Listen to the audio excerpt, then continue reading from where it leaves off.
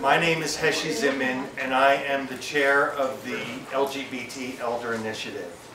I've got to tell you, I'm blown away by the number of people that are here this morning. That this is just an incredible turnout, and thank you all coming and sharing some of your day with the Elder Initiative. So I want to tell you that the Elder Initiative is an organization that fosters and advocates for culturally competent services and resources and institutions so that older LGBT folks can age successfully at every age. What we do is we advocate for policy change within the Aging Services Network. We educate our community about the really important topics that you need to know in order to age successfully. We inform, we refer, and we train aging service providers about the need for culturally competent services. I'd like to acknowledge the support of Delaware Valley Legacy Fund, the Philadelphia Corporation for Aging, Philadelphia Gay News, and the many, many volunteers who worked tirelessly to make this so successful. And you can see just from the promotional piece how successful we are. I want to say that the LGBT Elder Initiative is a volunteer-driven organization. We actually have just hired our first temporary part-time program coordinator, but we are volunteer-driven, and as such, we are always looking for folks to volunteer for the many areas that we have going for us here at the Elder Initiative. So Mike Clark in the back, and there are volunteers. Can volunteers just raise their hands? Anyone who, please give a round of applause to the volunteers. And just to say that we have volunteer sign-up sheets.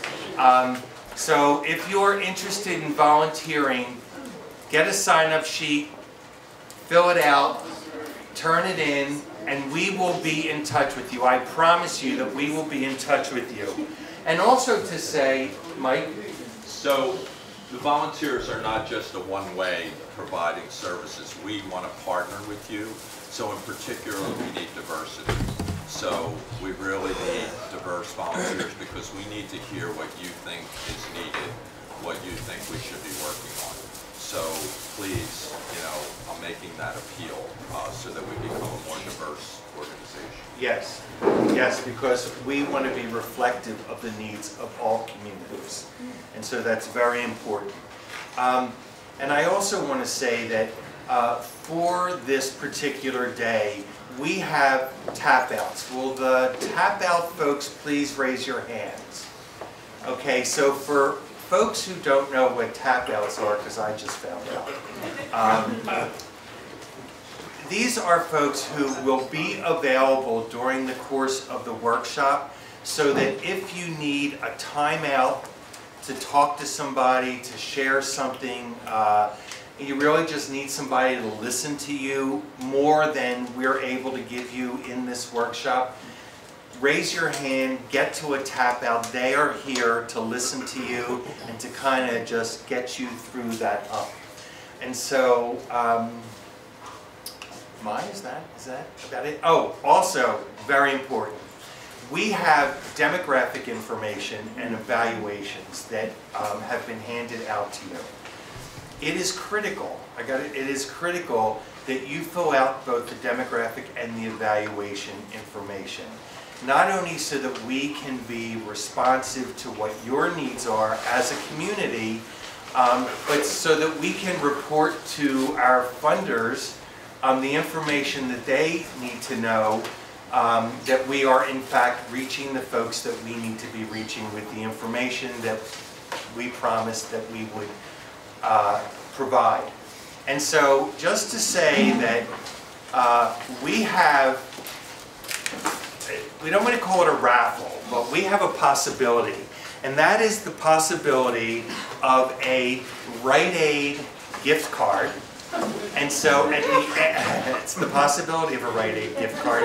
So in order to be eligible for that possibility, we are asking for you to fill out your evaluation, hand in the evaluation to our volunteers, and we are then going to draw where you're going to get a ticket, and we will then draw the winners of the 4 Rite Aid gift cards.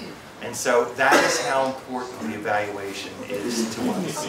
So thank you very much, and without further ado, I'd like to turn it over to Laura Hines, who is who runs Hindsight Consultants, who will be kind of taking it from here.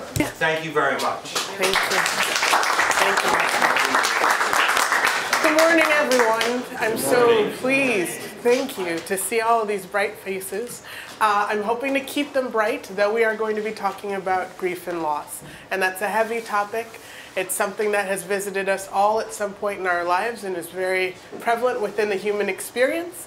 So my desire is to kind of encapsulate that and get a discussion going among us so that we're able to share how it is that we've learned to cope with grief and grieving. I can talk louder. Is the mic not working, or can you hear me? All right. Okay, we're good. Sorry. So a little bit about myself and my experience with grief and how it is that it has become a topic that's actually quite precious to me. I started as a medical pediatric social worker at the Children's Hospital of Philadelphia close to 19 years ago. And I worked there for over a decade with children and adolescents living with HIV. And so working with them, their family members, their extended ally networks, grief was something that was very much a part of their lived experience. After that, I wound up moving around in the hospital and finally was working in patient relations. So technically, it's the complaints department, but what I learned about patient relations at a pediatric hospital is that just about everything was fueled by grief. That the parents were so heartbroken, were struggling under the potential of loss, the recent losses, that was a big part of what I wound up managing, which also helped me transition to work for the medical examiner's office, where I had a contract with them for 4 years where I provided grief counseling to parents who had recently lost their infants. So inadvertently, not meaning to, I found myself immersed in a world of grief that has informed some of what we're going to talk about today. So I wanted to put some terms up there. I've got 20 minutes, so it won't take a terrible long time, but I hope that it'll help encapsulate this a little bit better.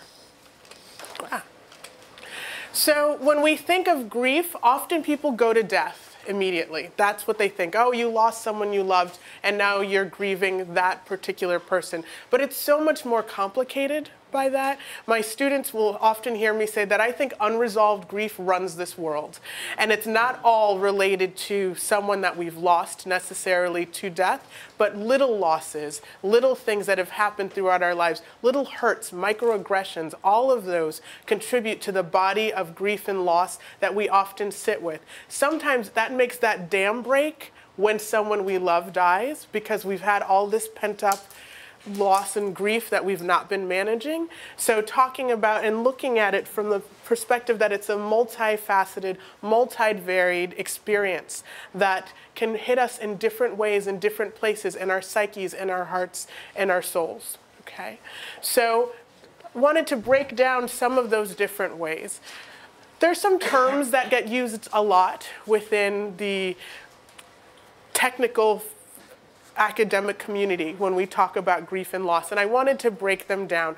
One is bereavement, the other is grief specifically, and the last is loss. So if you were to look on the Webster Dictionary, which is my go-to to kind of understand the etymology of words, where do words come from, the definition that they give you for bereavement is the state of being sad because a family member or friend has recently died. So death of a family member or friend, being bereaved or deprived of something or someone else. And I thought the word deprived was so beautiful. because often that's the place that we find ourselves. We are longing for that person, and that person being removed from our life leaves us with a sense of deprivation, a sense of wanting, a sense of being alone from and estranged from that person. Grief, however, is defined by deep sadness caused especially by someone's death, or a cause for deep sadness. I think that one is pretty common. But when we start breaking out grief, there are different types of grief. And I really wanted to spend a little time with that with you today. Ambiguous grief is often defined as incomplete or not easily associated to one event. Okay, so it's these little things that we start collecting, things that we can't put our fingers on necessarily, but we know that we don't feel good afterwards, or they stay with us and they hurt. They're also often loss of intangible things. So if you got laid off from that job that you really, really liked, and you wouldn't say that you're grieving it necessarily, even though you might be. Your heart's aching for that. You're feeling estranged. You're feeling deprived. So this ambiguous grief is defined by things that aren't easily associated with things like an event. Like if you move, and there's so many layers to the move, of all the different people that you miss from your old community, all of the different haunts, all of these little pieces that aren't easily defined. Acute grief is often defined by it being very deep and very fresh. It's that very active, immediate loss that people feel upon losing something. And it generally will negatively impact our functioning. And the ways that that happens is often people who have had a severe loss will recognize that they are less organized than they used to be. I used to talk to my parents about this, and they used to say, I don't know where my keys are ever anymore. I don't know how to get myself ready or dressed anymore. I feel like I'm losing my mind. Because grief can take up so much space and energy, it makes it hard to focus on other things that might be happening in our lives. So the closer you are to acute grief, the more impactful that sort of disorganization and feeling disconnected and unreality will be and feel for you. Then unresolved grief is grief that has not been acknowledged or expressed. And this is what I say runs the world, is that there are so many times, whether it was because it was too painful when it happened, that we're not able to let ourselves go there to feel that particular grief, and it gets stored within us and often turns into a dam that breaks. So an example might be, when I came out, the look on my grandfather's face. It wasn't something that I could address in that minute. I was grateful to have his time and attention, but I knew that I had hurt him. And so that became something that I didn't express to many people, that I carried around. And 10 years later, found myself sobbing in a bathroom stall because a coworker made a stupid crack joke about lesbians, right? So to me, that's my unresolved grief, which then became compounded and conflicted for me because I didn't express it. I didn't have a space to put it. I didn't have a way to honor it when it happened. And so what happens is you collect a bunch of those. And the big experience I found a lot of my clients had were when Whitney Houston died, some people fell apart. And it's not that Whitney was that awesome. But it was that they had so much unresolved grief that this was just the final straw, and that domino effect happened, and that was the effect. So moving on, complicated grief is a multi-layered grief that includes many different types of emotions. This is when you're estranged from someone that you loved at one point in time. The relationship was really hard, and then that person passes on. And now there's nowhere or way to really work out some of those complicated emotions. And the grief just feels heavier and more compounded as a result of that. So when we think about these, I think grief is very much a part of the decisions we wind up making as a result of whether or not we've been able to manage or have the outcome of a positive possibility. Heshi, I really like that you talked about the possibility of a gift card, because for my desire for you all is the possibility for looking at grief in a different way that can afford you all with support, connections and communications to have a very positive outcome, and holding that possibility for the rest of our conversation today as a group is something that I'm going to ask of you all. Okay. Do we have any questions on any of this so far? Yes, sir. I'm not sure how I understand how you recognize which one it is. For example, when you were in the stall, I mean, how do you know that that is why? So I appreciate that. So for myself, there's two things that are important about that question. One is that we might not ever know, okay? And that's okay, but we still have to honor we're feeling something, right? And take care of ourselves as we're feeling that something. But I think that one of the things that is helpful is when you realize that it doesn't measure up, that your reaction is bigger than the actual inciting incident. What do I really care if my coworker cracks a joke? I now know my coworker's kind of a jerk, right? That person hopefully doesn't impact my life in such an amazing way that this is a vulnerable space for me and I'm in danger. But for me to be crying about that, it's not about that. And so I have to honor something else is happening for me here. And I need to sit with this and try to figure out why is it that this was so painful to me when really it's just a joke from someone that I don't care about. And so I had to do that work and reflection and start going through and then, you know, listening. I call it listening to my tears. And I encourage my clients to listen to their tears because there's information in them when you feel that kind of pain, right? But it's a great question. Thank you. Any other questions? Sir? Yes, hi, my name is Raymond. Hi. Two thoughts that I just would like to address. The stages of death and dying, as far as the anger, the denial, the acceptance, that's one.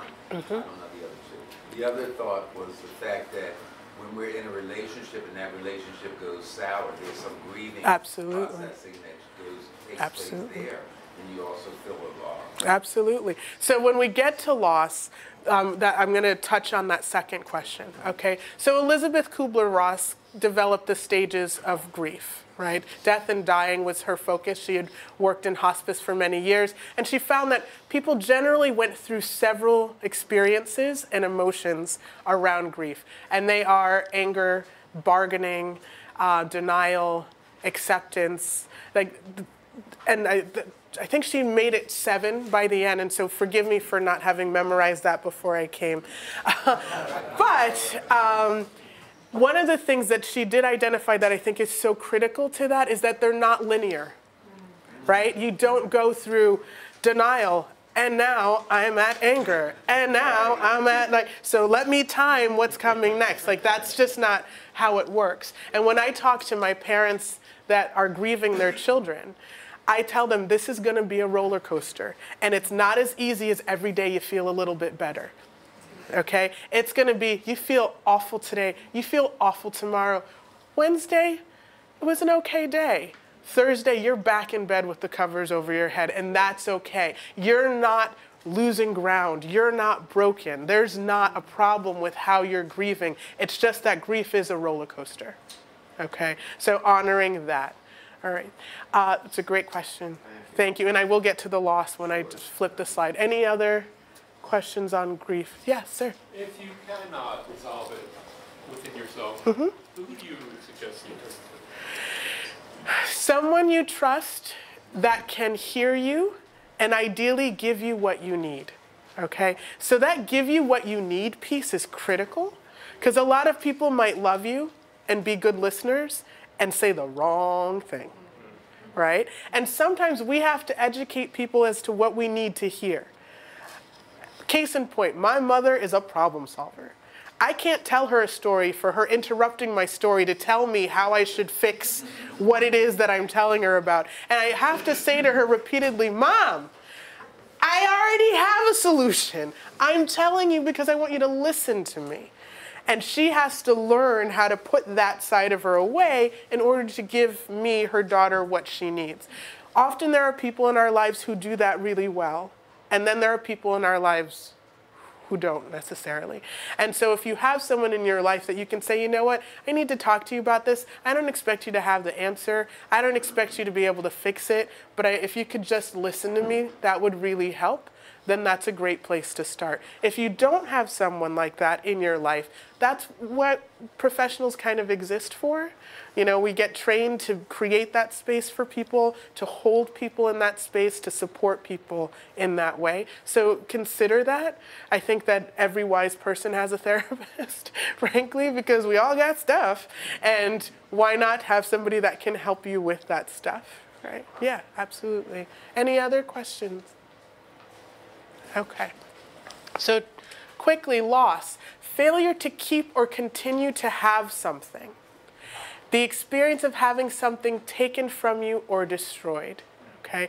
And I love this definition so much because often loss, we do feel some sense of responsibility for the separation, even if it doesn't make sense. Even if we aren't in charge of whether or not someone lived or died, there's that shame piece sometimes for people around loss, around relationships.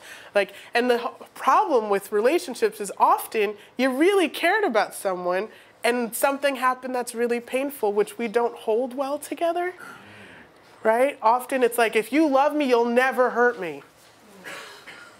That's not true, right? Like, think of ourselves. Think of people we have inadvertently hurt that we might not have meant to, that we've cared about a great deal, but they report to us that we've left pain in the wake of that relationship.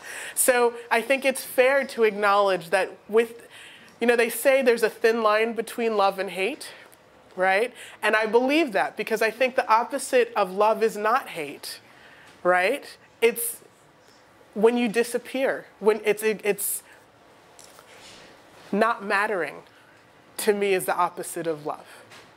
Hate, oh, I care. I really care. And I have all this energy for you, right? That's where hate comes from, right? It's passionate. It's in your core. You really feel it. But if you're indifferent, right, the opposite of love is really indifference. I have no space for you. There's no part of me that's tied to you. So unfortunately, when you have relationships and they break, generally there's all sorts of layers that we lose. We lose that significant other. We might lose our best friend. We might lose trusting someone.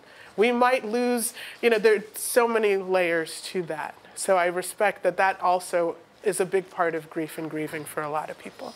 Any other questions around Bob? Mine is really not a question. Oh, I don't know the agenda well enough to know if this might be addressed later.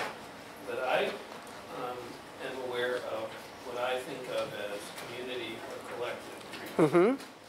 And being a man of a certain age, Mm-hmm. who lost, whatever, 100 plus close friends, I went to more memorial services than I care to remember in Right. the 80s and 90s. Yes. I think that there is a phenomenon that we in our community experience that's a kind of collective grief, Absolutely. collective loss. And I think it pervades a lot of how we feel, not only individually, but collectively, and sometimes how we treat each other. Absolutely. So I don't know what your thoughts are. No, I'm writing an article on that. Collective trauma and grief and how it impacts communities. And it impacts people on different levels. There's the piece of losing those that were loved, which I know is a big part of the LGBT community's collective grief. And there's also similar veins of collective grief under oppressed communities and populations, right? So, and LGBT community being an oppressed population, that is also a level of collective grief, having to fight for rights, fight for acknowledgement, be treated with the same dignity and respect that other people get to take for granted, causes emotional wounds for many of us, right? So, and I appreciate that the problem with collective grief is when the community doesn't acknowledge the grief and doesn't support each other in healing from that grief, but rather internalizes it sometimes and then attacks each other because they're hurt. So a wise person once said to me, hurt people, okay?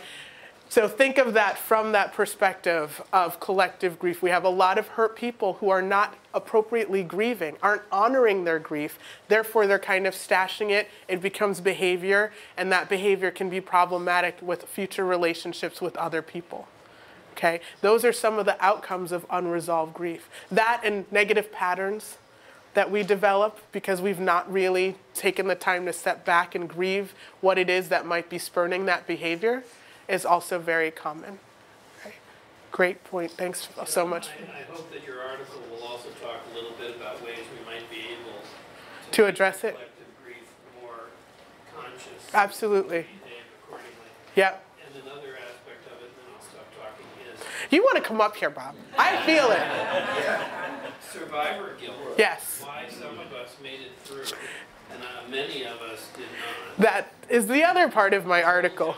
Yeah. Of men my age. Yeah. Here. Yes. And what that's like. And then how do you serve other members that are here and aren't doing as well? So there's those that are completely lost, and then there are people that are still struggling. And to not be part of either of that group, there is a heaviness. And actually the article is focusing how do social workers and clinicians work with groups that they are members of and share that collective grief with. Yeah. Thank you. Yeah, sure. And I don't want to interrupt this really awesome discussion, but can I suggest that maybe further questions be saved for the end? Sure.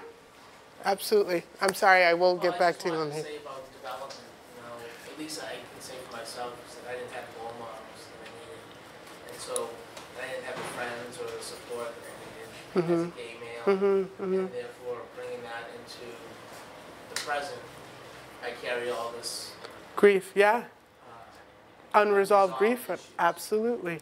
And I hope, I also encourage you to have that be part of the discussion. We will be breaking up into groups and talking about grief a little bit more after the panel discussion, and that would be a great thing to discuss there and then too. Okay, so one of my last sets of slides, what is it that influences how we manage grief and loss? Okay, our own disposition is a big part of that. Are we easygoing? Are we uptight? Do we tend to be anxious? Those realities of who we are, those parts of ourselves, do impact how it is that we experience grief. Our socio-cultural upbringing, what did our parents teach us about how to grieve? Did they teach us how to grieve?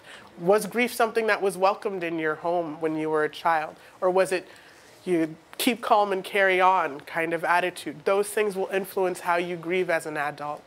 Our social networks and supports, who do we surround ourselves with? And do they have the emotional time and energy to be present for us when we're grieving? And that's a big question sometimes. Our coping behavior, and that includes positive coping behavior and negative coping behavior. Because often people are just trying to get through their grief, and however they decide to do that, the ultimate goal is to get through the grief, but there are healthier ways to cope versus less healthy ways to cope. And that's a balance that often has to be struck for people. And then our resources, and that can be concrete resources. Do we know where we're sleeping tonight? Is a resource that does impact our ability to grieve. But also things like fiscal communications. Do we have insurance? Can we go speak to somebody? And emotional resources. Do we have the space to take this on right now? Because grieving takes energy. And that's often why things go unresolved, is that people are so busy doing other things or managing other things that they don't feel they have the emotional space in order to manage their grief. And our history with successful coping in the past. If we've been successful in the past with our coping, then we often learn from that, and that can help us with future situations and scenarios, versus if we've struggled. Okay?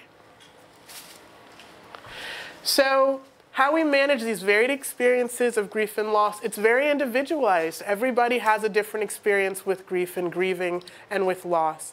And what feels good for you might not feel good for me. Things that I might turn to are things that you might avoid or not be anything that would make you feel as if you were supported. Knowing yourself and honoring those realities is a big part of grieving. Okay? It's important to be able to ask of our community and our families and our friends what we need in order to have a successful experience around grief. So that being said, we're now going to move over to our panelists, who I will take a minute to introduce. Forgive me, I didn't memorize all their bios either, so I will be reading. First on our panel is Elizabeth Liz Coffey Williams, who was born in Brooklyn and raised in Philadelphia. A woman of transgender history, she has had a long and varied career. After graduating from high school with honors, she studied fabric design at the Philadelphia College of Textiles and Science. She later moved to Baltimore, where she met young filmmaker John Waters. Williams subsequently acted in 4 of his films, including Pink Flamingos and Female Trouble. She left acting and modeling to found a construction company and was an active member of the Minority Business Enterprise Council of Philadelphia until she relocated to the Midwest. She then became a master quilter, showing her work and teaching others the art for many years while raising her son. She returned to Philadelphia in 2012 to live in the John C. Anderson Apartments, a housing development specifically for LGBT older adults that she believes should be replicated across the country. Welcome, Liz. Thank you. Steve? Yes. Good morning. Steve Grout grew up in Philadelphia, Springfield, Massachusetts.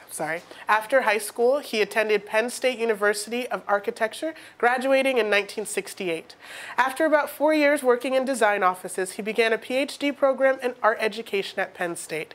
During the doctoral program, Steve began teaching in 2 state correctional institutions and continued for almost 4 years. This experience became the subject of his doctoral dissertation.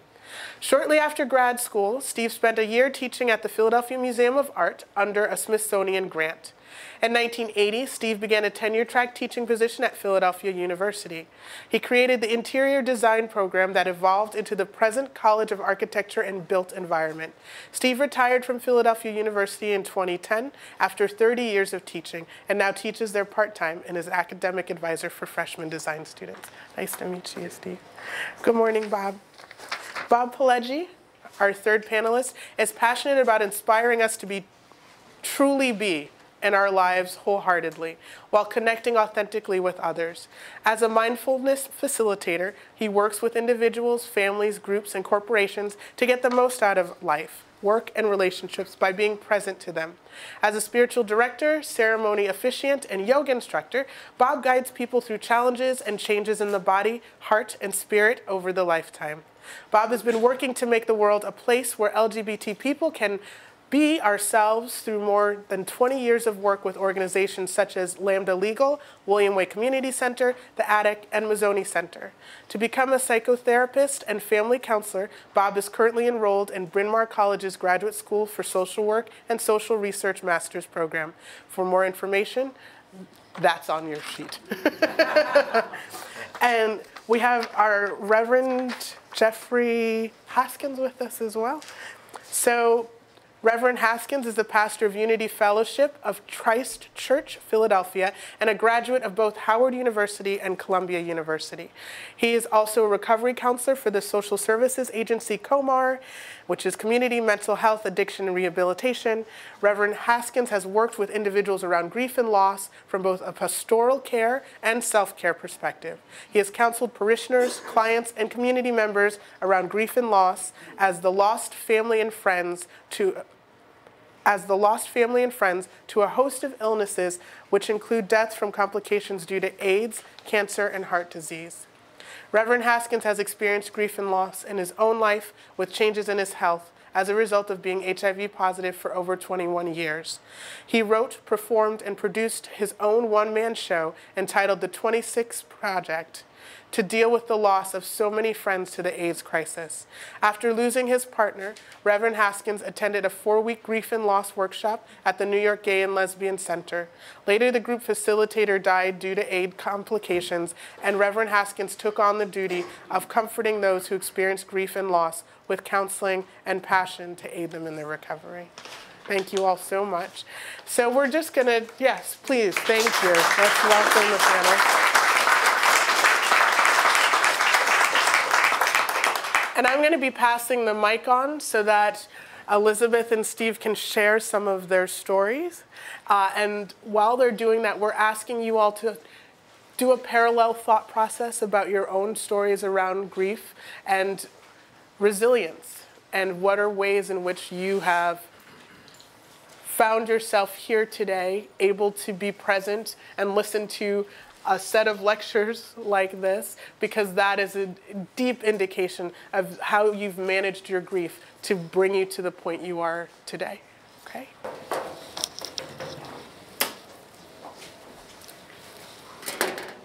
Thank you. Good morning. Good morning. I'm Elizabeth Coffey Williams, and I think that in this moment I will be giving you my Cliff Notes version of my life, and I guess what I will describe as grief, loss, and possibility, even though at sometimes during my life I didn't really know that that's what was happening.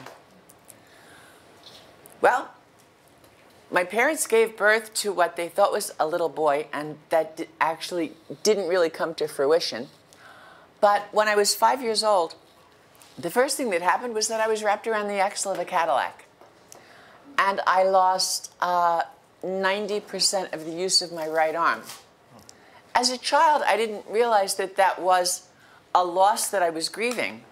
But as I became older, and I understood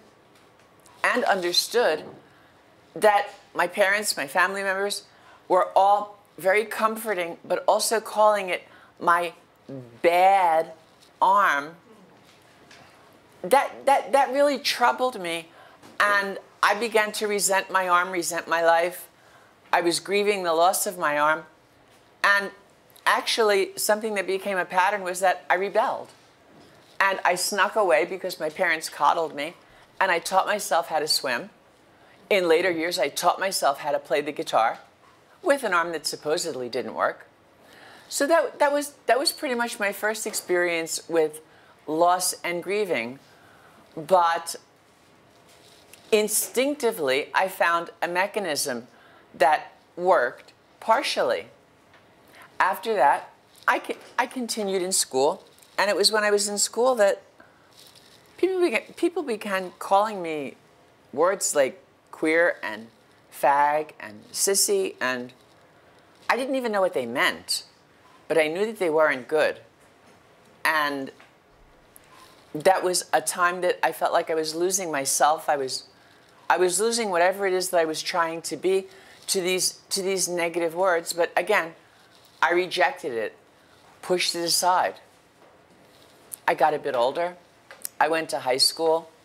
The same things happened, even though I will admit that I had a relatively, if you can imagine me having a normal high school experience in an all-boys Catholic high school. But I did date the captain of the football team, even though no one else knew it. And we double dated with two very understanding girls. It was a lovely evening. And, you know, well, after that, I was lucky enough, because I was kind of bookish, to graduate from high school with honors. And right after I graduated from high school, I figured it was just time. And I told my parents, as best I could at the time, back in Bedrock in the Flintstone days when the word transgender really didn't even much exist, I did my best to explain my situation to my parents, which completely blew them out of the water, my mother being a housewife, my father being a teamster, and their son telling them that I'm a girl. Well, it was sort of like telling them that I was a hippopotamus. They really didn't get it, but they knew that it was bad. They were desperately afraid that it was contagious because I was the eldest. So one day I graduated from high school with honors, and the next day I was homeless. They put me out to protect their other children. And I was isolated from my family and my siblings for 6 years. I struggled to try to go to school best I could, which was rather difficult under this situation. And I made it for a while, and I ultimately dropped out because Woodstock sounded like a lot more fun. And after that, made my way to Baltimore because I found out that it seemed that there was a place there that could, quote unquote, help me, even though I wasn't really sure that I needed a lot of help because I thought I was okay. Everybody else didn't think I was okay. So I got to Baltimore. While I was in Baltimore, I went to Johns Hopkins University. They did what they could to deal with me because they deemed me inappropriate because they wanted to make Stepford wives with blonde flips and a desire to be a dental hygienist. And, you know, here I was in cut-off blue jeans and pigtails.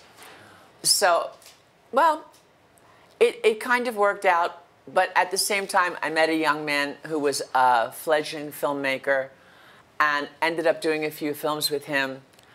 And upon my return to Philadelphia, after my experience at Johns Hopkins and my wonderful, as I usually describe it, my Alice down the demented rabbit hole with John Waters, I found myself back in Philadelphia to this great deal of notoriety that I had not planned on. But they expected someone very different than who I was because I was kind of a bookish kid. And they wanted the pink flamingos, Elizabeth. They wanted the fishnets and the leopard skin stilettos. And I was relatively willing to acquiesce because it was a way to pay the rent.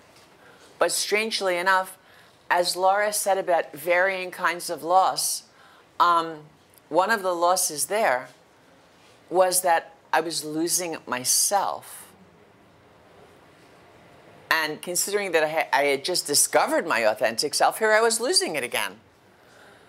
So my methodology there, again, my coping, my possibility, if you will, is even though I worked on South Street and did the Elizabeth thing, did a few more films, was in a few books, I actually washed it all off and lived very quietly in anonymity in Society Hill, where I could walk around with no makeup, blue jeans, and a T-shirt, and people actually, for the most part, didn't know who I was. After a few years of that, you know, it all got really old, and it came to kind of came to a culmination when I actually was asked to audition for Warner Brothers for a film that actually turned out to be a rather groundbreaking film because it had a transgender character. And it had a great director. I was interested in doing it. I had a New York agent.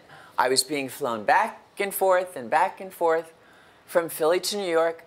And the name of the film was Dog Day Afternoon. It starred Al Pacino. It was directed by Sidney Lumet. And it got to the point where I had my own script. I was very thrilled. I read with Al. They all loved me. And then I met with the directors. And they were good because Sidney had, of course, assistants. They were fine. Then we met with the producers. The producers looked at me and said, Sidney, what are you doing with a girl? This isn't going to work. So, of course, I immediately had to say, yo, wait a minute. I can do this. This is what I am. I am this part. And they said, no, no, no, you don't get it, honey. They're not going to understand you in Peoria. And I said, fine. So, yet again, I was unacceptable. So, again, loss. So, when I didn't get the part, I threw my telephone out the window and decided that I would no longer audition for parts because if I couldn't be a girl and I couldn't be a trans person, there was no place for me in the industry. I continued to work with John, and he's still a friend. And at that point, I left South Street. I left it all behind. I had met the man of my dreams, and I organized a construction company because at that time there was a lot of affirmative action, and I was a member of the Minority Business Enterprise Council, and a female construction company owner in Philadelphia. And the reason I mention that is because one of the greatest experiences of loss is my next youngest sibling, my beautiful brother Bucko, was my general foreman. And while he was working on my watch, while he was doing one of my jobs, he was killed in an industrial accident. So not only did I experience the loss of a sibling, but I experienced the enormous guilt of the fact that he was working for me when he did it. So I felt very guilty.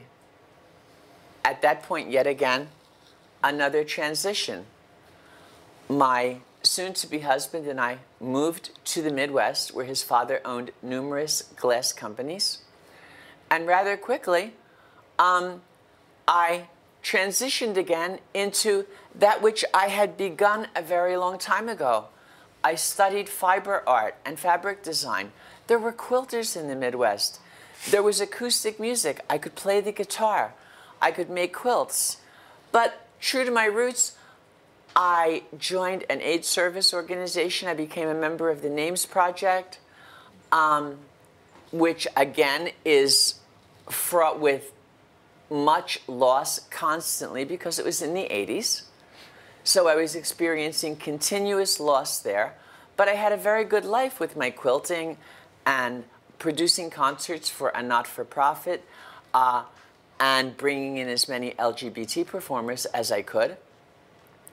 So there I was, underground film star, construction company owner, now Midwestern housewife.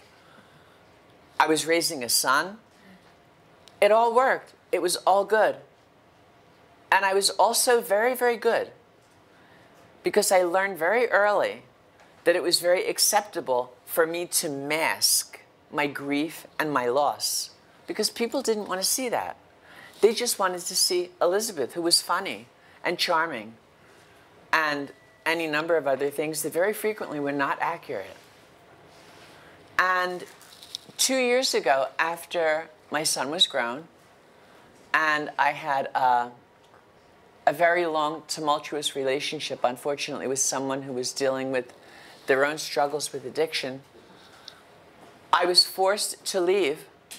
And in the blink of an eye, after almost 30 years, I lost a 12-room house with 3 bathrooms, a quilting business, my dogs, my son, my husband, an entire family, and with what little possessions I could manage by selling my beloved quilting machine, I put a few things in a truck and headed home to Philadelphia, not knowing what I was going to do because I was, in effect, homeless.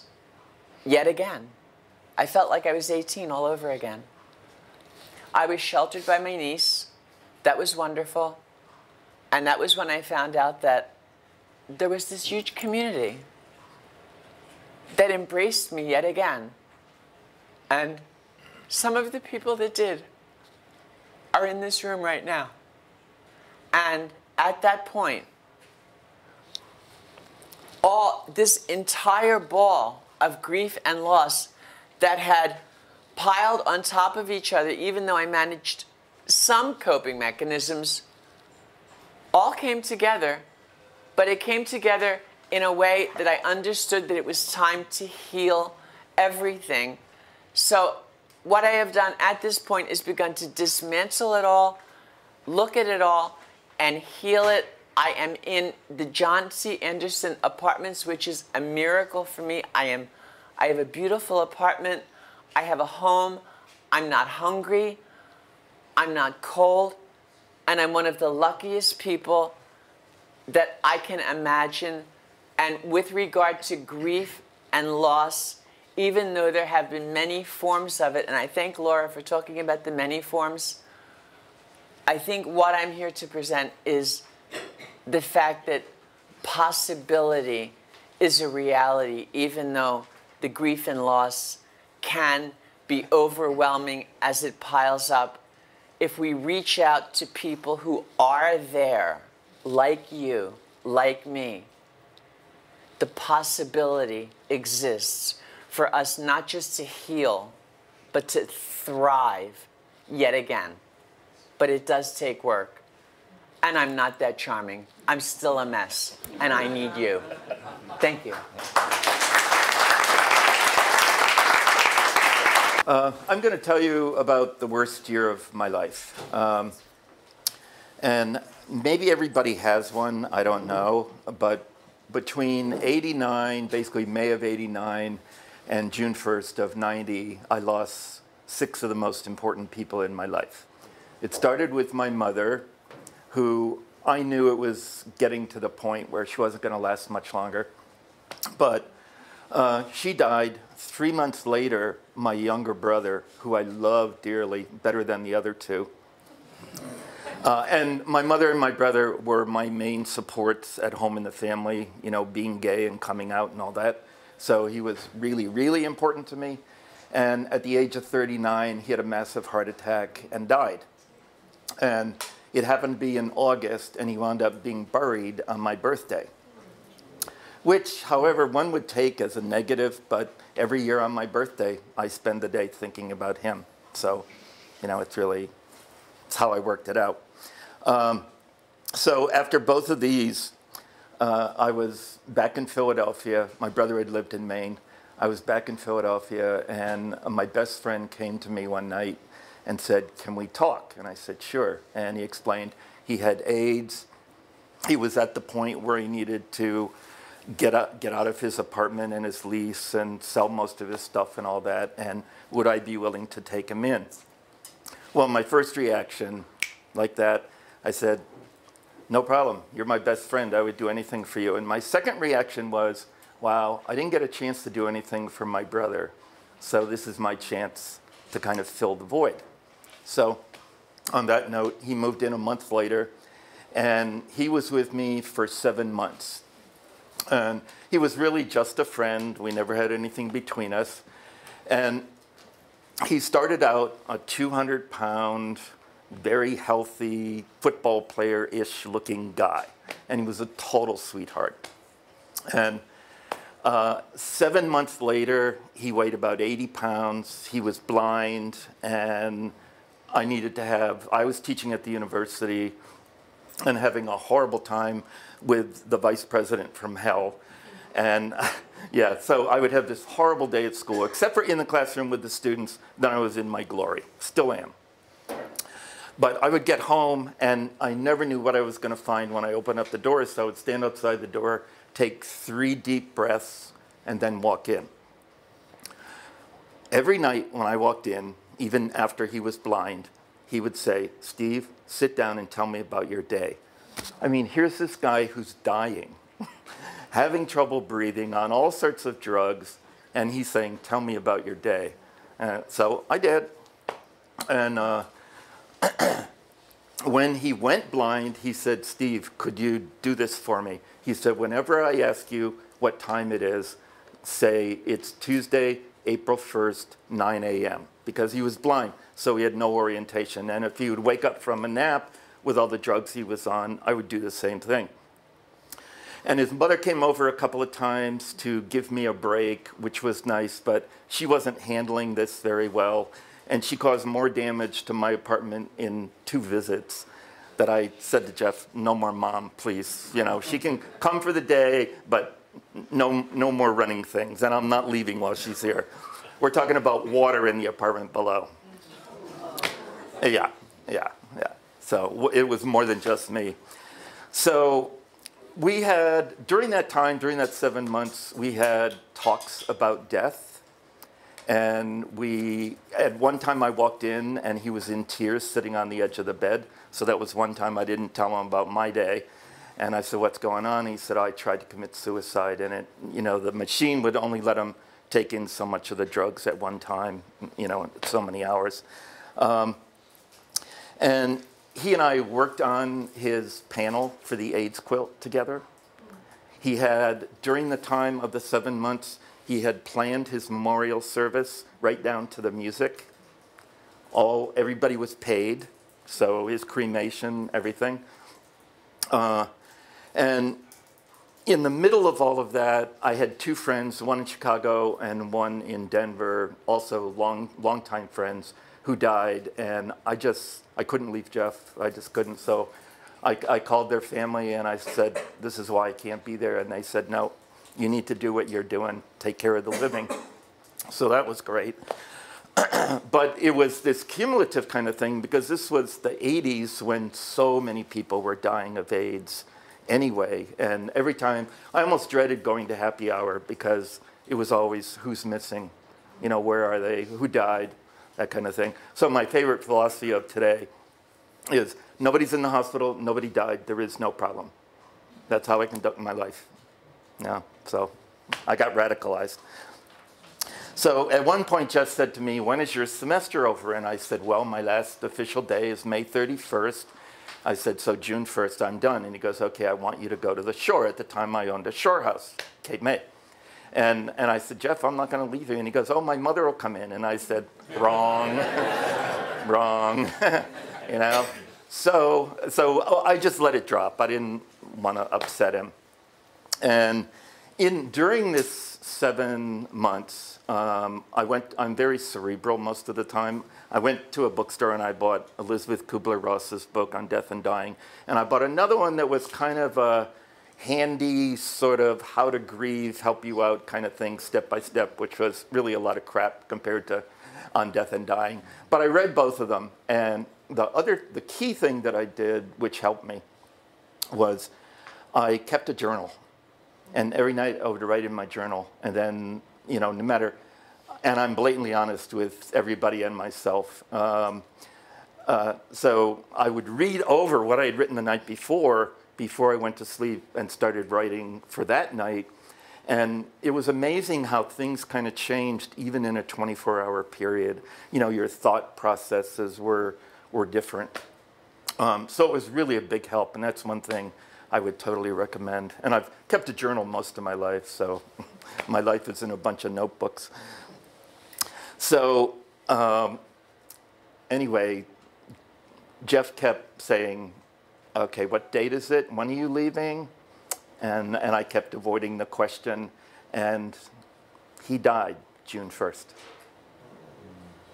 And every day I would go in and tell him what day it was. And so, you know, and I think really after the experience I had with him, somebody can decide when they're going to let go. You know, I really think it's doable. And I think that's what he did. And then I took his ashes down to Cape May. Technically, you're not supposed to spread ashes on the beach, so I went to the Nature Conservancy beach where there were no bathers, and I punched holes in a little kid's, what do you call it, pail, you know, they play with at the beach. And I just walked along the beach dispersing his ashes so nobody knew. It worked. Now, out of all of this, I got a great gift. And I never expected this. I mean, I did what I had to do. And I knew that he would take care of me if the tables had been reversed. So the gift that I got is, I'm no longer afraid to die. The other gift I got is I can sit down and talk to anybody whose impending death is coming along, and I can handle the situation just fine.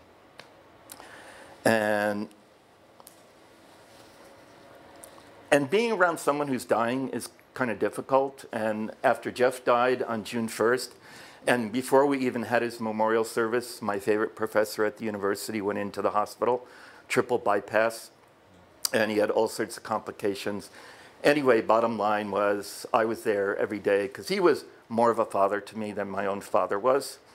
And I was standing there one day with him, and his family had not arrived. Now, his family was his wife, her twin sister, and 2 daughters. And Fred was very much protector of the ladies, not in a macho twit kind of way, but just very protective of his women. So I'm standing there talking to him, and I did not have any of this planned, but this was the ease which I felt being around someone who was dying.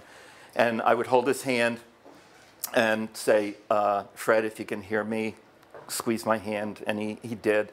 And I said, okay, I just want to tell you something. I said, I can see that you're struggling. And I said, I promise you, I will take care of your ladies for you. He died right then and there while I was holding his hand. Yeah. Yeah. So again, second one. Yeah. So all of this really kind of prepared me for 2004 when my partner was diagnosed with stage 4 lung cancer, and I took care of him for 6 months. So it's not something that I fear any longer, no, at all. So thank you. Thank you. Yes, sir. Can I just ask, there are books on dying in grief with Kubler-Ross. Yes. is there anything on, like after you've gone through that, stages of recovery, so you move from that to well-being? So I did put some books on the additional resources. The Other Side of Sadness has some of that recovery information in it in terms of the science around grief and grieving. So there is some of that there. Though I think there's more and more research being done on recovery and emotional recovery. And I didn't include that, yeah. But I think if you also Google emotional recovery or coming back from sad, those kinds of terms, that also is going to lead you to people that have already published things like that. Thank you. Yeah, sure. Okay. So I know that this group still wanted some time together to make sure everyone got heard. But for those of you that are regathered and reconstituted, how was that process for you? What process? This one. Yes. That discussion. It was frustrating. It was an eye-opener. It was an eye-opener and it's frustrating. Can I hear more about the frustration? I was disappointed we didn't discuss much about grief. Oh, okay. I thought that maybe we did, and it wasn't in my perception. Oh, okay, okay. Sir? I think I have to take responsibility for our group not getting much time. Oh. I decided to open up Okay. and let them beat me up by saying that I just feel that everybody in this room, everybody period is going to go through grief. We're all dealing with it. We all have stories. And I want to hear that something to say, you know, the opposite of there's a lot of stuff that we understand about grief. I wanted that part to say, here is how you begin to Heal. And I haven't. This is how you begin to heal. But what is this? This is acknowledging and honoring that this stuff exists. Because before we even can wrestle with it and sit with it, we have to honor that it exists. So that is the first step, right? So then it becomes, how do you share? How do you get information from each other? How do you have a conversation that's supportive? Again, and this activity was part of the next step towards grief and healing. Is it all going to happen right now? For many, this is a journey that's going to be weeks, months, years long. Okay. Well, all right. He's like, I don't have time for that. No. I understand you, and I did not expect to come here and then walk out of here and be able to deal with all the grief. I mean, I certainly have had, I can't even talk about some people because everybody in that whole community is gone. My point is that I knew step one. And I thought everybody that's here knew step one because they're here. So step one is acknowledging it. It's going somewhere to find out more information. So am I hearing that there's not enough information as to what to do next? Okay. Well, we're not done yet. So that's A. So give us a break, but I hear you. And I do want, part of this discussion and the sharing is for people to share what works for them and what are things that have helped them with healing. Because sharing that and hearing that can also add to your toolkit as to what might help and support you. And we do have more speakers, and we are still working towards the possibility piece. This is more honoring what brought us here in the first place. I have time for one more thought about what this process was like for you. I was just gonna say, I thought it was therapeutic. Great. Because I thought I hadn't covered as much ground as I had mentally covered. And I was able to maybe be of an encouragement to someone else by telling them, hey, it does get better. Yeah. Then I'm like, oh, wow. Did that come out of me? That come out of me. My mother's death is coming up on the 10th. So I'm close to the date of The her anniversary, death. yeah. And I'm like, wow. I've gotten a little beyond where I thought I would be. Thank you. I really appreciate that, because often we don't have a yardstick to measure ourselves in our healing. And so it's only through having conversations that we kind of realize, wow, my grief has changed. And that's a big reality for grief too, that it does change as time passes and our experience with it does change. Thank you all so much. I usually don't wear these when I do sermons in church because I usually move, and as you can see from my bio, I have some dramatics training. I am a performer as well as a minister, and so drama is always in the pulpit. And anyone that's been to my services know that there is a way that I speak to people when I am giving a message. And the message is that there is a balm in Gilead, and that there is healing for the wounded soul. And so with grief, loss, and possibilities, we have been wounded. And we start with our practices of where we come from. Whether we are religious or spiritual, there is a common thread among us around the steps of healing. And ministry is supposed to be about healing. Healing that same wounded soul. And so you've already had the discussions about bereavement. You've already had the discussions about grief and loss. You've already talked about, in your groups, about dealing with grief and loss. And I want you to know that that was therapeutic in what you just went through, because the therapeuticness of it brings some comfort. We were able to tell stories. And storytelling is something that we have always done in our cultures and in our institutions, whether it be church or whether it be the institutions around aid service organizations or community-based organizations. And I've happened to work in them from the early days of this epidemic. And so what I'll be doing is more of storytelling around grief, loss, and possibilities. And so I start with the grief. You know, I don't need to tell you all the grief because you've already said, with all the stories that you've told, about the common factor that we all have grieved, right? And so the thing I want you to know is that the church is supposed to be the center where you can go when you are grieving. When you're grieving loss of life, when you're grieving the loss of a relationship. There is relationship counseling when relationships break up.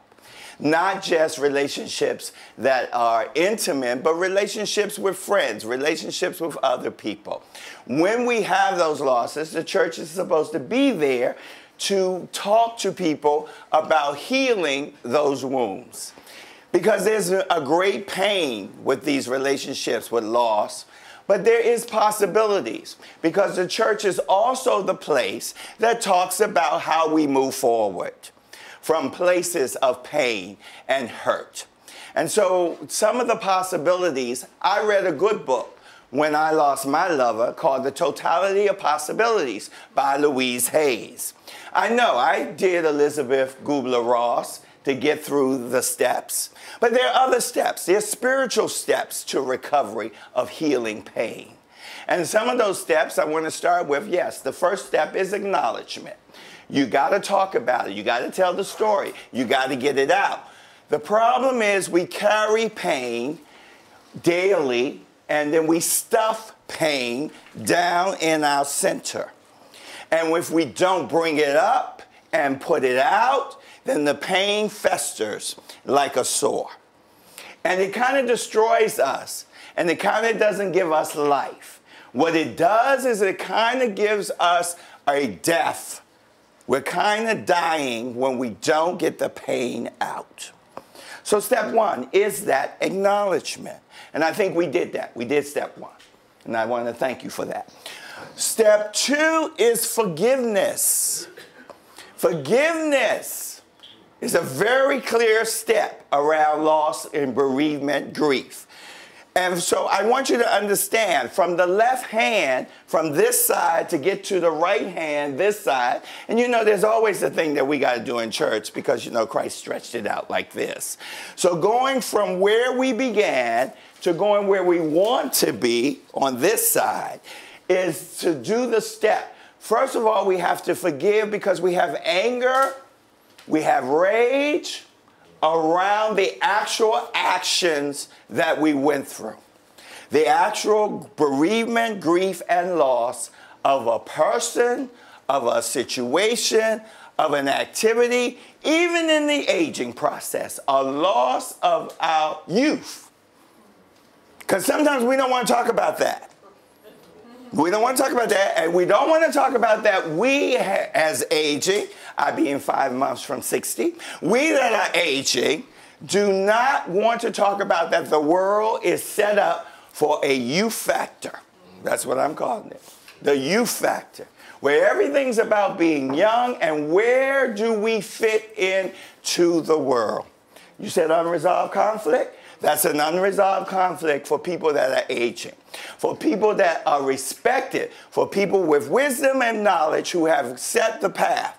We are all sometimes being disregarded as if, and that's a painful, woundful, hurting thing, that we may not matter in the minds of other generations, Generation X, Generation Y, and the new millennium generation.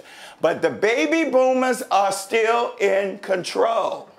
Let's not make a mistake about it today. And so there's no loss about it is our time to do the work. It is our time to build our institutions. It is our time to make social change. It is our time to get the votes out. It's our time to change this whole culture. It's our time to change our society. And so the possibilities are, what can we see for the future?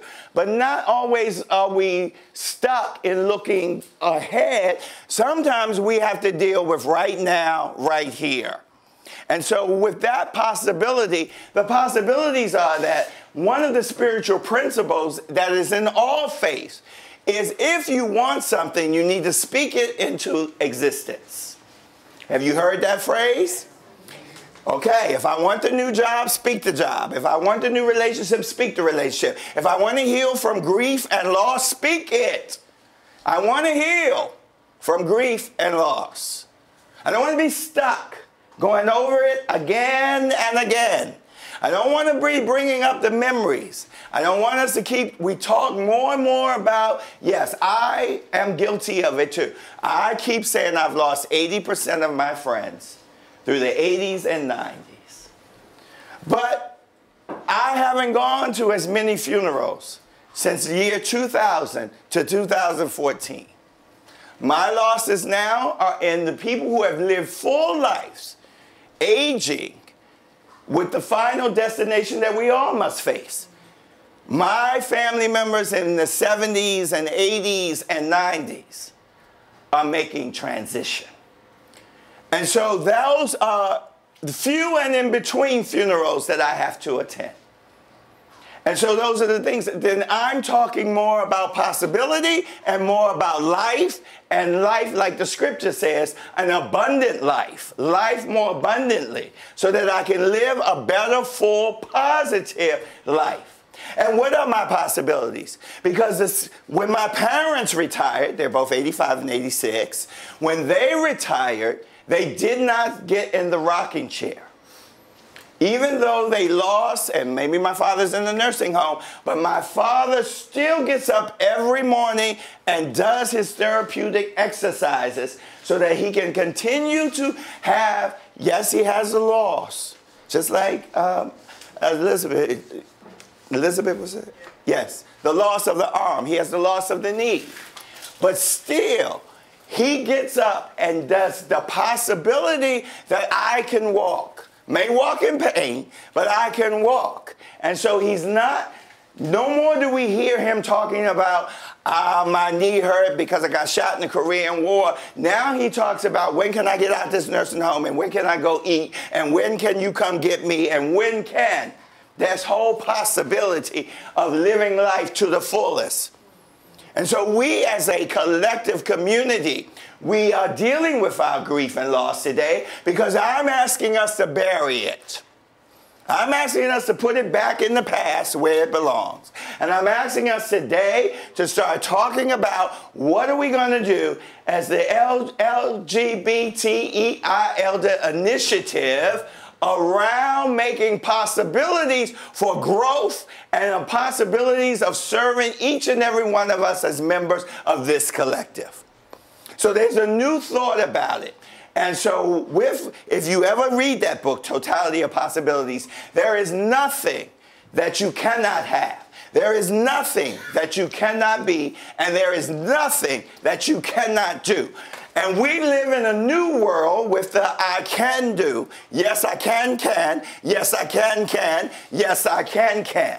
And so with those kind of possibilities, the good thing about aging is that there is a bucket list. Anybody know about the bucket list? Yeah. You ought to be making a bucket list so that you get the things done. Because there will be time. There ought to be plans for retirement. There ought to be plans for living life out to the fullest. What will you do in the 60s? What will you do in the 70s? What will you do in the 80s? And even for the young people in the room. I know 20 is good, but what will you do 30, 40, and 50? Still, life is about living. And so most of the time we talk about grief and loss, but we don't talk enough about possibilities. And of course, this is not just a one-time shot. This could be 2 and 3 and more other workshops, but it is the beginning of newness and moving things forward where we are working with each other. And one last point. The greatest thing about the storytelling is once you tell the story, someone will listen and help will be available from the collective body. Someone will reach out and touch. And from that listening, somebody will have an answer of how you move forward and have a greater possibility. Thank you. Thank you.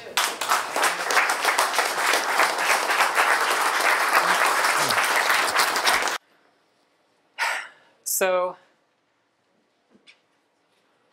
in listening to everything that folks have shared today, it seems to me that this will be a little bit of a summary of a lot of the experiences that people have shared. And one thing that occurs to me is that loss to me and grieving, they're feelings. They're not words and thoughts. The words and thoughts can touch on that place that is grief and loss. So mindfulness helps us be with that place that we can't necessarily really find the words that really get to it, right? That emptiness that is loss inside. So mindfulness helps us be with that space, to learn how to cope with it, and to see what else we might see in life, what other possibilities there are, and how we might move forward next. So in order to learn about mindfulness, I thought it would be easiest to actually just experience it. So to begin with, a little primer on mindfulness. Mindfulness is about paying attention to something in the present moment. So I'm going to invite you to just look at my eyes as best you can in the moment.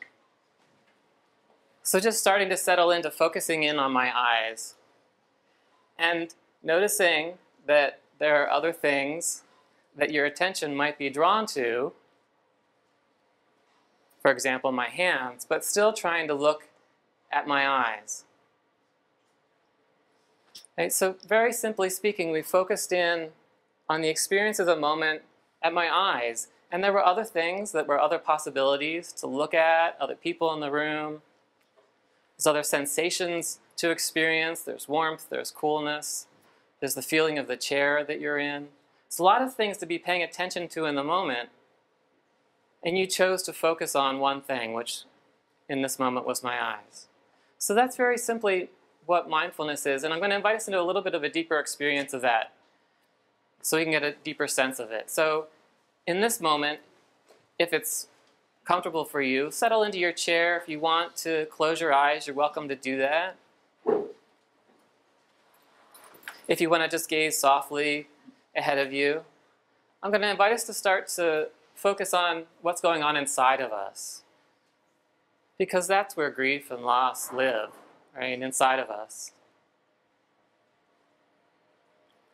And starting with the body, just connecting to the fact that the body is supported by a chair.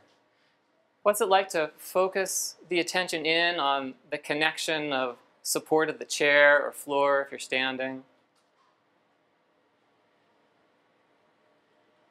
Feeling those points of connection, maybe they're soft, maybe they're hard, maybe you feel the feet in the shoes.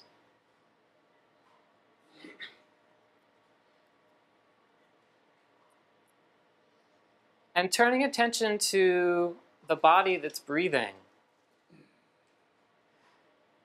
How about feeling this breath that's moving in and out of the body? Do you feel it at your nose or your mouth?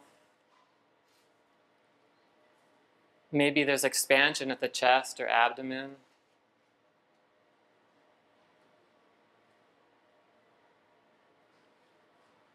Feeling life moving in and out of you as breath. Knowing that there are sounds, there's thoughts, there's potentially emotions that will attract your attention, and for the moment, seeing what it's like to try and focus in on the breath that's moving in and out of the body.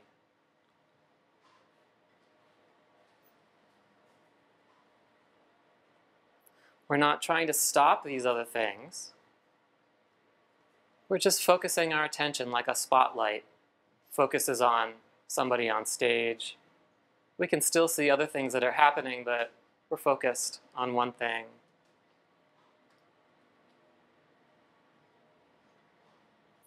And expanding this attention a little bit to the body as a whole, just getting a sense of how the body is right now. Maybe it's tired, hungry, maybe it's awake, alive, relaxed.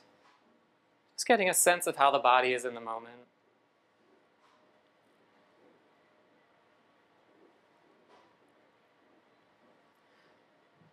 And noticing how the mind is. Is it busy? Is it calm? Is it thinking about the future, the past? Is it planning?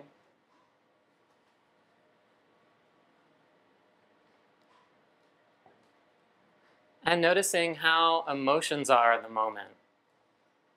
What's here?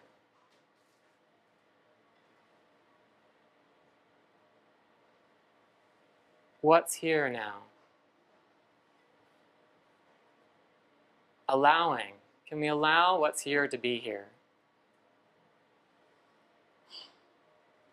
As much as possible, opening with curiosity, letting go of judgment.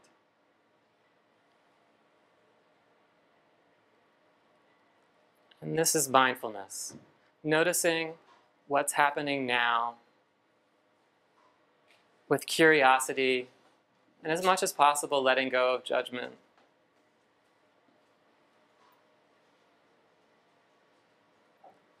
And as you're ready, perhaps letting the eyes come open. And I'm just going to show us some images to see what comes up in the moment for us.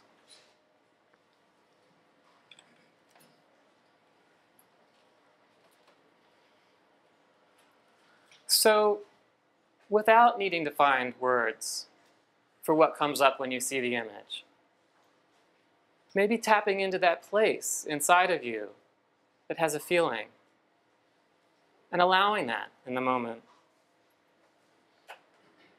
And seeing what it's like to focus your attention in on the image and what's happening inside of you with that.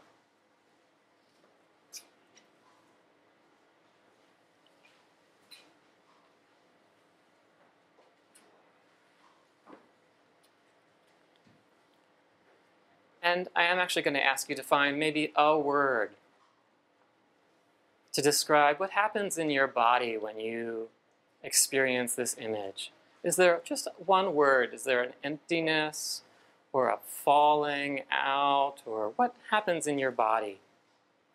Just anybody raise your hand, and just maybe one word. Sadness comes up. Concern. Concern.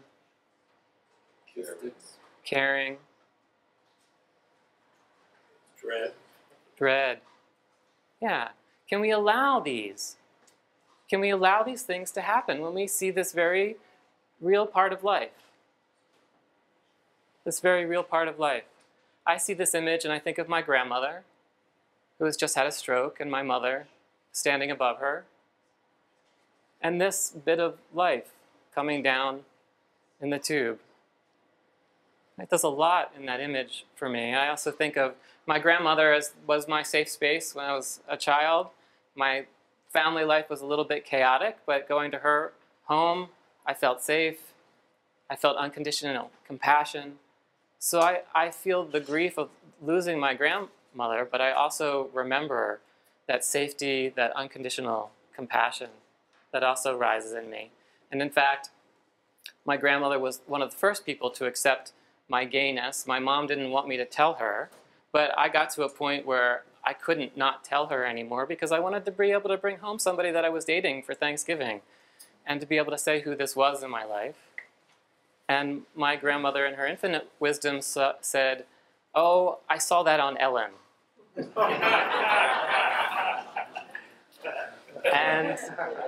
And I was like, okay, pass the potatoes. She's very sweet. She made me some ham and potatoes for dinner when I came to visit. So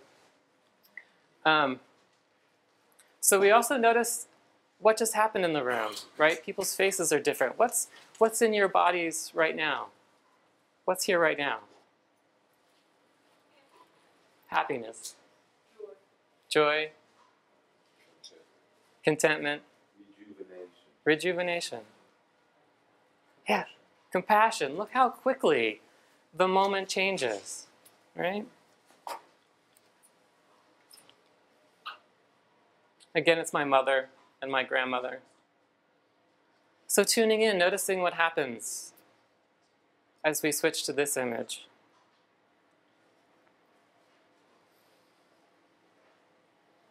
Just a word or two. Yearning. Camaraderie. Caring, comfort. Support. Love. Love. Yeah, so even in this moment of losing,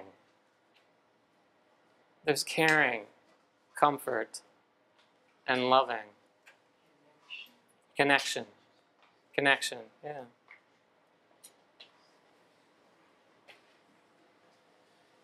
So noticing what happens inside when you see this image.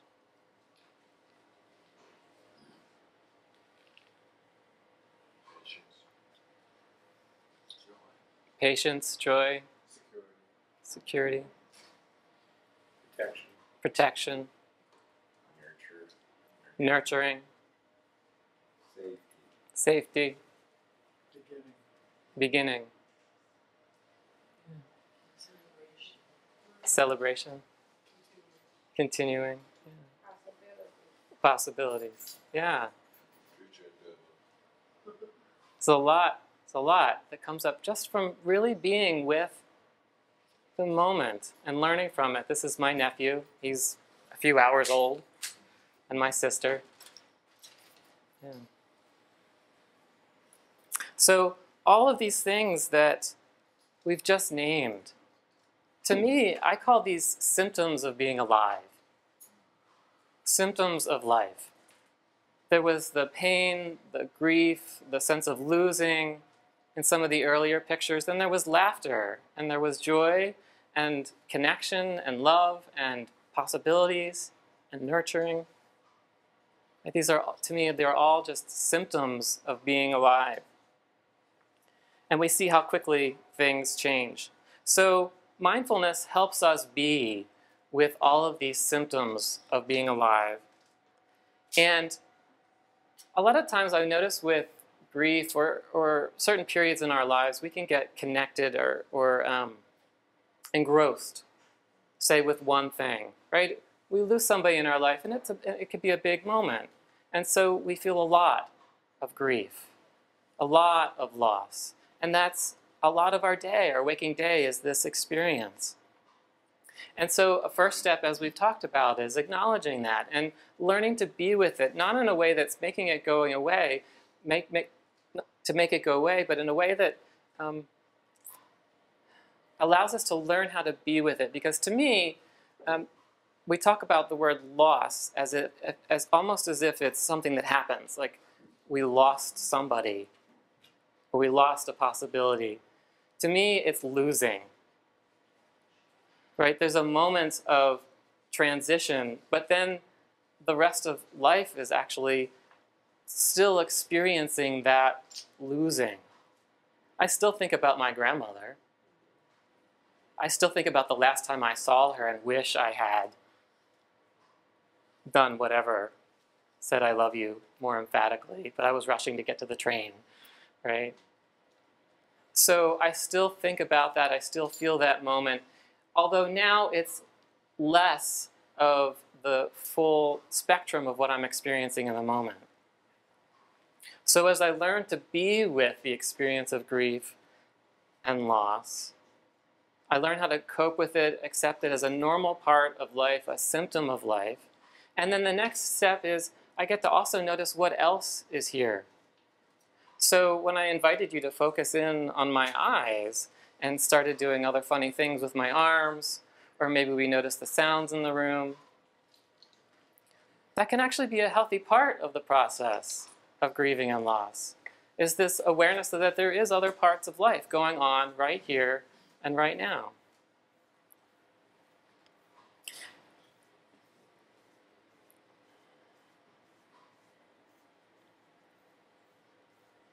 So it's, in a way, moving from just looking at one tree to seeing that there's another tree, and that maybe there's a forest.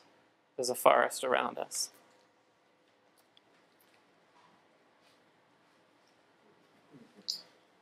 Same nephew.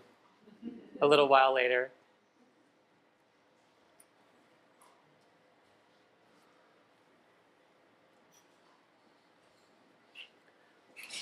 This is also the day he was born. Again, probably 30 minutes after he was born.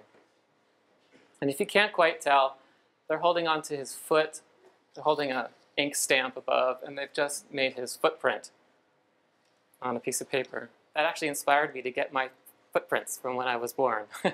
So I have a copy of that. And it reminds me of that beginning and the possibilities that were available. And it also reminds me that in every step that we make in life, we're walking towards possibilities, but we're also losing. Right? If we start down one path, we're losing what's on this other path. And even if we decide to go over to that other path is going to be different because we approached it at a different time or a different place. So just like others were talking about, with every step that we take, maybe it's coming out. Right? And 20 years ago when I came out, I thought I was giving up the possibility of marrying someone and having a kid. Right? Little did I know that a relatively short period of time later, that possibility would be available to me.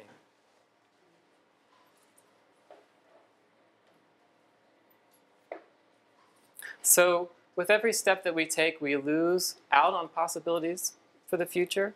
With every step that we take, we're not choosing something else, so we lose out on some things in our past. And so what is there to do? To me, there's focusing on what's here now and maybe choosing gratitude for it. And also compassion for what's here now and our reaction to it in this space of being human, where there is grief and loss and joy and hope and nurturing. And as I pay more attention to life and open up to the possibilities, we see this image, for example. It's a little hard to see, and that's kind of on purpose, but there's a person with a head wrap on, multiple people. Right? If we keep paying attention to things, we we start to get an idea of what we think it is, right? And if we keep paying attention, it might not be what we think it is, right? So that's another thing that mindfulness can help us with. Even paying attention to this experience of grief or loss. Maybe there's more in there. Maybe there's a message. Maybe there's a desire for the way that you want to live that you can learn from it by being with that. And as we start to pay more attention to life, maybe we can delight in it more, like this child is doing with what she's eating. Maybe even in the midst of grief and loss, we can delight in the fact that we're alive and experiencing this symptom of life. I know that may seem like a really far-stretched, like a far stretch. But as I practice mindfulness more and more, this is what I discover about life. Even in the midst of being afraid, I can find safety and comfort. Even in the midst of feeling maybe anxious, presenting in front of a group, I can know that my feet are on the floor, and that's feeling pretty safe and grounded.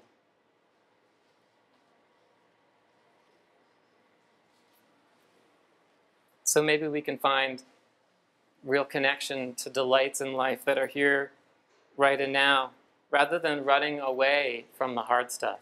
Because life is going to have pleasant and unpleasant. So maybe if we can be with even the unpleasant, we can learn to tolerate it more, to learn from it.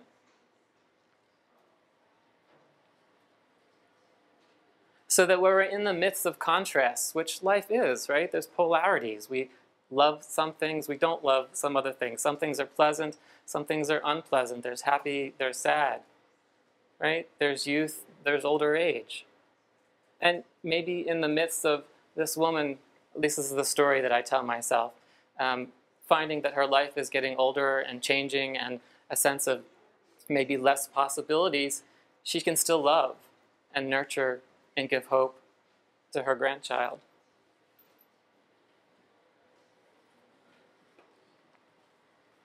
And so we come back to the hands, knowing that as we become more aware of what's going on inside of us, we also know when it's time to reach out for help. And that's another advantage of using mindfulness and learning to be with the challenging aspects of life. Because we don't have to handle things alone. There's lots of people who are here to potentially help us.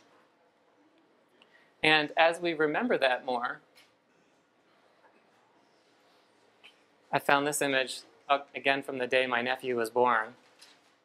And, whatever, I just happened to catch him while he was doing this, but it looks like he's saying, everything's okay. I came out okay. Right? Hey, folks, I'm okay. So even in the midst of this experience of grief and loss, there is also being. There's being alive. Right? There is something that's okay in this moment, and maybe it's just that the breath is moving in and out of our bodies. And sometimes I come back to that. I'm breathing. I'm alive. I can be grateful for that. So just a little, just to let you know that this was just a little bit of a taste of mindfulness and a little bit of experience with what we see in life and how we can maybe see things differently, and maybe how mindfulness can help us be with things long enough to learn from them and maybe even be grateful for them. And there's a lot more to potentially learn from mindfulness. I started teaching mindfulness at the Mazzoni Center, a 4-week class and an 8-week mindfulness-based stress reduction class. You can take them elsewhere. Penn has similar classes. Jefferson University has them. And I felt like we needed a space in the LGBT community where people could come together and talk about what's really important to us, what stresses us, what we're learning to cope with. And so Mazzoni Center is now offering the classes. So, so if you want more information on that, there's a sign-up sheet out just on the tables right here. And I also have a little handout with some basic information about mindfulness. And also, there's a QR code that you can scan with your phone to download some mindfulness meditations that I've recorded for you, just a couple of minutes long, so that you can use them if you have a stressful moment or a challenging moment and you just want to reconnect with yourself, maybe a little bit of gratitude, maybe with the fact that you're alive in the moment. And that's kind of my hope with mindfulness, that we can open our bodies, our minds, and our hearts to life as it is in the moment, so that maybe we can find the ease of acceptance of what's happening in the moment, even when it's unpleasant. So that maybe we can open to gratitude for what's happening at some point in the process. Maybe open to gratitude for life and this symptom of life that's being offered to us. And maybe in this way, if we pay attention with curiosity, trying to let go of judgment and accepting our humanity and these very natural parts of our life, maybe also reaching out for the support that's also available to us. What would life be like if we did this more often? So that's what I feel like mindfulness invites us into, and I invite you into as well.